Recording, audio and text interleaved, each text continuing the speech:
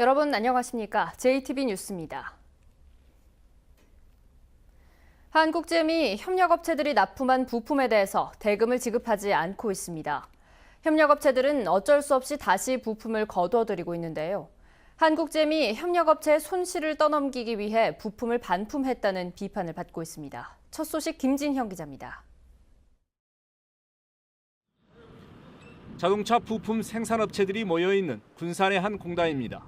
일부 업체들이 한국GM 군산 공장에 납품한 부품을 다시 가져오고 있습니다. 일이 없기 때문에 일부 부품들은 다 가져간 걸로 그렇게 알고 있습니다.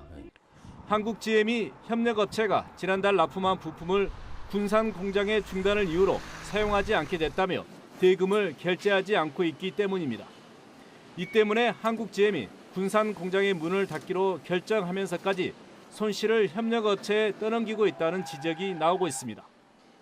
한국GM은 이들 업체와 완성차의 부품 장착이 끝나면 대금을 결제하기로 계약을 맺었기 때문에 반품이 아니란 주장입니다. 사용하지 않은 부품은 되가져가는 게 맞다는 겁니다. 그런 부분은 계약을 그렇게 돼 있기 때문에 당사자들이 잘 알아요. 그래서 다시 회수해 가는 거예요. 대금을 못 받은 협력업체들이 납품한 부품을 다시 가져오면서 그 여파가 공생관계에 있는 2차, 3차 협력업체로까지 미칠 수 있습니다. 1차 협력사가 당하면은 2차 협력사도 당연히 피해를 보죠. 이런 가운데 공정거래위원회는 협력업체가 납품한 부품을 GM이 받아주지 않은 것이 하도급법 위반인지 따져보겠다고 밝혔습니다. JTB 뉴스 김진영입니다.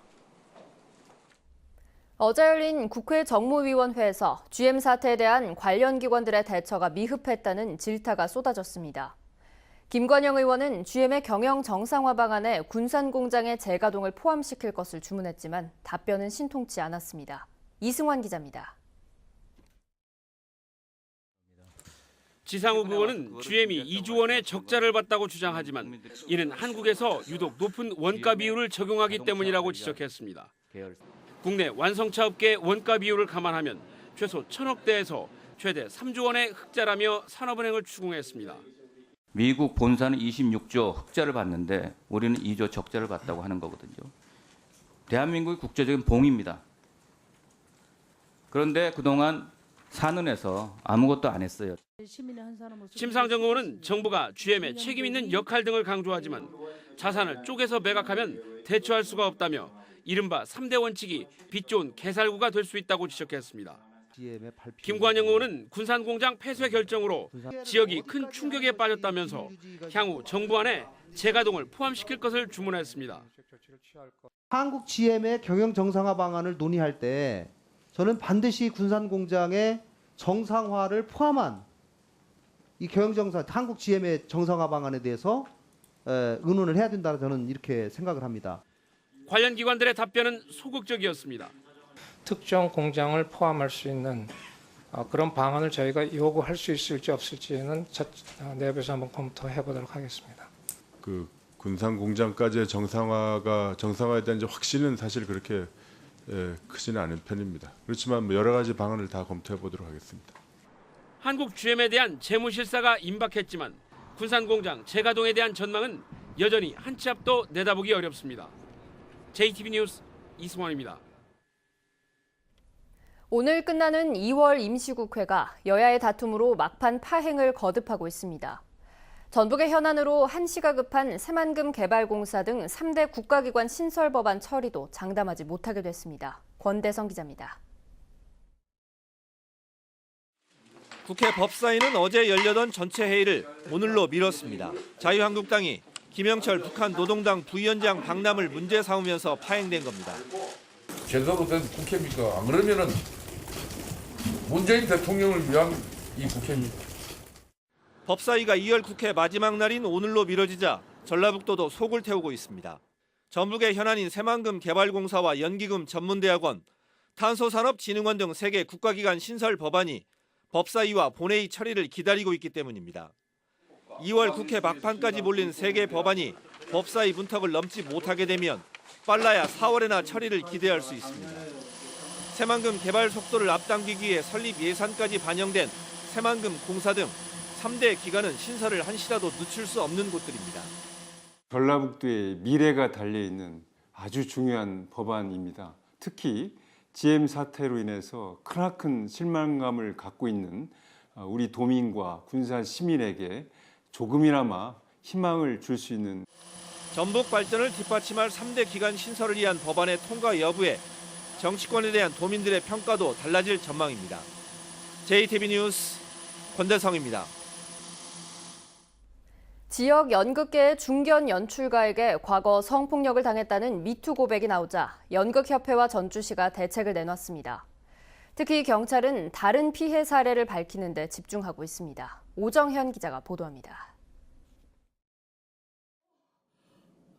전북 연극협회는 긴급 이사회를 열고 회원 명단에서 연출가 최경성의 이름을 영구히 지우기로 했습니다. 상위 조직인 한국연극협회에도 통보될 예정인데 연구 제명 효력은 지역에 그치지 않고 전국에서 유효합니다. 연극계 내에서 일어나는 사업이라든가 그다음에 그런 행사 이런 데 참여하는데 이제 전적으로 제한이 되고 전주시도 칼을 빼들었습니다. 최 씨에게 위탁 계약으로 내줬던 문화의 집 관장 자리 먼저 정리했습니다. 문화의 집은 관장 직무정지를 저희가 할 거고요. 사직서가 와 있더라고요. 개인 사정으로 인한 사퇴, 오늘 날짜로 영태나 수사기관인데 여기도 계약 해지를 검토하고 있어요. 경찰 수사도 시작됐습니다. 다만 송 씨가 폭로한 8년 전의 성폭력은 처벌이 어려운 것으로 알려졌습니다. 신고죄 폐지 이전의 일이라 고소기한을 넘겼기 때문인데 경찰은 또 다른 피해 사례를 캐내는 데 집중하고 있습니다. 일단 적극적으로 사실관계 확인 중에 있고요. 또 다른 피해자가 있는지 여부라든가 이런 부분 지금 확인하고 있습니다. 앞서 최 씨는 사건이 불거지자 기자들에게 문자 메시지를 통해 과거를 반성하고 사과하겠다고 밝혔습니다. 성폭력 피해를 고백했던 배우 송원 씨는 아직 직접 사과를 받지 못한 것으로 알려졌습니다. JTB 뉴스 오장현입니다. 익산에 4천억 규모의 하림 종합식품단지가 착공됐습니다. 민간 기업의 대규모 투자가 이루어지면서 전북과 익산이 식품 산업의 메카로 발돋움할 수 있는 기반을 마련하게 됐습니다. 나금동 기자입니다.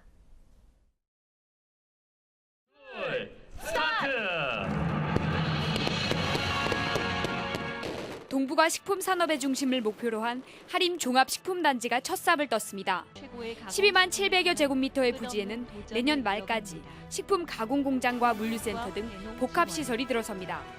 우리나라가 유럽보다 훨씬 더 좋은 그 동북아 시장에서 식품 허브 역할을 하는 겁니다. 그럼으로 인해서 이제 우리나라가 농업무역 적자가 흑자로 전환이 되고 많은 고용이 창출돼서 이곳에서는 고령화와 1인 가구 증가에 따른 식생활을 반영해 간편식과 천연 조미료 등을 생산할 예정입니다. 하림 측은 일반 가정에서 만든 것처럼 신선하고 안전한 먹거리를 생산하는 데 집중한다는 계획입니다. 전라북도는 이 단지가 본격 가동되면 1,500개의 일자리가 생길 것으로 기대하고 있습니다. 일자리 창출 등 공공기관의 지방 이전의 효과가 극대화되기를 매우 원하고 있는 때입니다. 그런 때 하림 같은 민간 부분에서 대규모 투자가 이루어졌다는 것은 경제를 활성화시키는 선도적인 역할을. 하림은 또 기존 가공시설을 증축하고 식품 클러스터에는 연구단지와 공장을 세워 식품 삼각벨트를 조성할 계획입니다. 전라북도가 동북아 식품 산업의 중심지로 발돋움하기 위한 첫 발을 뗐습니다. JTB 뉴스 나금동입니다. 다음 달 9일 개막하는 평창 동계 패럴림픽 성화봉송이 전북에서는 유일하게 고창에서 진행됩니다. 임실 봉황인재 학당이 문을 열었습니다. 주혜인 기자입니다. 평창 동계 패럴림픽 성화봉송이 다음 달 2일부터 이틀 동안 고창에서 진행됩니다. 이번 성화봉송은 전국 5개 시군에서 진행되며 고창은 전라도 대표 지역으로 선정됐습니다. 고창군은 48명의 주자가 고창군청부터 공설운동장까지 4.8km 구간을 봉송할 예정이라고 밝혔습니다. 방과 후 중학생을 대상으로 유명 강사를 초빙해 집중 교육을 하는 임실 봉황인재학당이 문을 열었습니다. 봉황인재학당은 외부 탐방과 체험활동, 인성 강좌, 독서 지도 등 다양한 종합교육도 함께 진행할 계획입니다. 학생과 학부모들의 호응이 너무 좋아서 교육 때문에 임시를 다시 찾는 사람들이 많아질 것으로 기대합니다. 남원시가 지역사회 소비 촉진을 위해 남원농협, 식품기업 2곳과 업무 협약을 맺었습니다. 이들은 앞으로 식품산업 선진화와 지역 농산물 판로 확대를 위해 서로 돕기로 했습니다. 우리 남원에서 생산된 거품질 쌀이 연간 3,000톤 이상 안정적으로 공급할 수 있게 되어서 농가 소득 증대에 크게 기여할 것으로 예상됩니다. 완주 와일드푸드 축제가 2018 대한민국 축제 콘텐츠 대상에서 5년 연속 콘텐츠 부문 대상을 받았습니다. 순창 장류축제는 경제 부문에서 3년 연속 대상을 받았습니다. JTB 뉴스 주혜인입니다. 국회 헌법개정과 정치개혁특위 민주당 간사인 이인영 의원은 개헌은 6월 지방선거와 동시에 하는 게 가장 적기라고 말했습니다.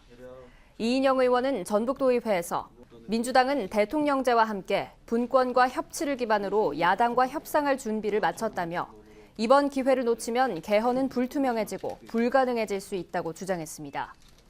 이 의원은 자유한국당이 정부 형태 등 쟁점에 대한 입장 표명을 계속 미루고 있다면서 끝내 개헌 투표와 지방선거의 동시 실시를 거부하면 역풍을 맞을 거라고 경고했습니다. 지난해 이루어진 전주 시내버스 노선 개편으로 버스 배차 간격이 줄어들고 버스기사의 근무 여건이 개선된 것으로 나타났습니다. 전주시는 지난해 2월에 실시한 시내버스 노선 개편으로 평균 배차 간격이 56.3분에서 51.7분으로 4.6분 감소했고 버스기사의 하루 운행거리도 12.3km가 줄어 근무 여건이 개선됐다고 밝혔습니다. 전라도 정도 천년이자 전라도 방문의 해를 맞아 기차 여행 상품이 판매됩니다. 전라도는 광주광역시, 전라남도, 코레일과 함께 3개 시도의 주요 관광지를 기차를 타고 둘러볼 수 있는 31개 상품을 개발하고 판매에 들어갔습니다. 3개 시도는 판매 활성화를 위해 단체 관광객을 모은 여행사에 인센티브를 지원합니다. 충남 홍성경찰서는 고속버스에서 여고생을 성추행한 혐의로 유명 시인 57살 A씨를 불구속 기소 의견으로 검찰에 송치했습니다. A씨는 지난해 11월 19일 새벽 1시 반쯤 서울에서 경북 안동으로 가는 고속버스 안에서 여고생 B양의 허벅지를 한 차례 만진 혐의를 받고 있습니다. 경찰 조사에서 A씨는 여고생이 자신의 몸에 기대어 자고 있어 깨우기 위해 허벅지를 손가락으로 찔렀을 뿐이라며 혐의를 부인했습니다. 10대 여학생들에게 상습적으로 인권 침해를 한 교직원에 대해 시민단체가 법원에 엄중한 처벌을 촉구했습니다. 전북평화와 인권연대 등 전북의 11개 시민단체는 어제 전주지법 앞에서 기자회견을 갖고 봉사활동을 통해 알게 된 10대 여학생들에게 성적 모욕감을 일으키는 문자 메시지를 보내고 협박한 혐의 등으로 재판에 넘겨진 교직원 김모 씨에 대해 법원이 엄중한 처벌을 내려 사법정의를 실현해야 한다고 주장했습니다. 전주지법은 다음 달 8일 협박과 정보통신망법 위반 혐의로 재판에 넘겨진 김 씨에 대해 1심 선고를 할 예정입니다. 오늘은 낮부터 강한 바람과 함께 비가 내리겠습니다. 이번 비는 내일 새벽까지 오겠고 예상 강수량은 20에서 50mm입니다.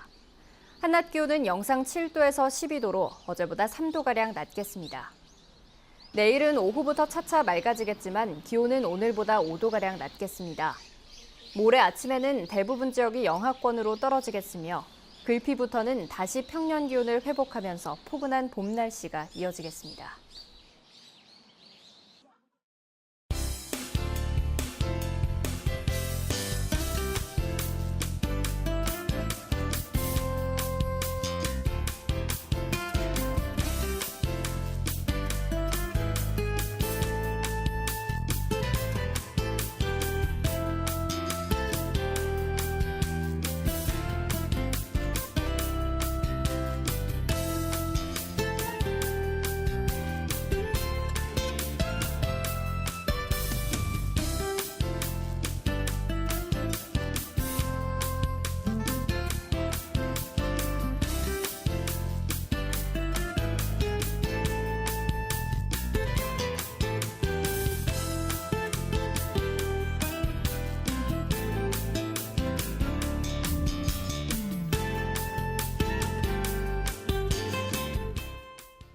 JTB 뉴스를 마칩니다. 함께해 주신 여러분 고맙습니다.